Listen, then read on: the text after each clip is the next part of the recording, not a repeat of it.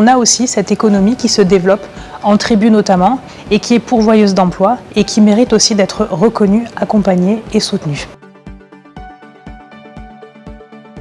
L'économie sociale et solidaire, c'est un mode d'entreprendre qui existe déjà en fait, mais qui n'est pas forcément reconnu et mis en avant. On a aujourd'hui plutôt la conception d'un modèle économique où finalement on montre une structure pour faire de l'argent. L'entrepreneuriat social et solidaire, c'est monter une structure avec des personnes, prendre en compte les avis qu'ils ont à l'intérieur de cette gouvernance, mais c'est surtout d'intégrer dans cette dimension économique une utilité sociale.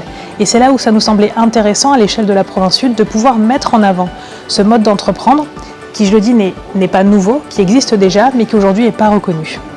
C'est un projet qui est important sous différents angles. D'abord parce que la première fois qu'on a entendu parler d'économie sociale et solidaire en province Sud, c'est dans le cadre du Nouméa Women's Forum et d'un atelier sur le développement économique sur terre coutumière.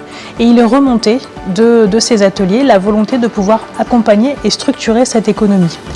Pourquoi c'est un intérêt pour la province? Parce qu'on a aussi de l'entrepreneuriat en ville, dans le Grand Nouméa, mais on a aussi cette économie qui se développe en tribu notamment, et qui est pourvoyeuse d'emplois et qui mérite aussi d'être reconnue, accompagnée et soutenue. Très rapidement, ce que l'on a fait à l'échelle de la province, c'est déjà d'identifier, dans le cadre de nos différents dispositifs, qu'est-ce que nous pouvions adapter pour pouvoir accompagner ces structures. La première chose qui a été faite, c'est de voter cette délibération qui définit l'économie sociale et solidaire et qui la reconnaît à l'échelle de la province Sud, et qui vient ensuite, de par des premières modifications de texte, notamment dans le code des aides de soutien à l'économie, pouvoir accompagner ces structures qui aujourd'hui, je le dis, existent en province Sud.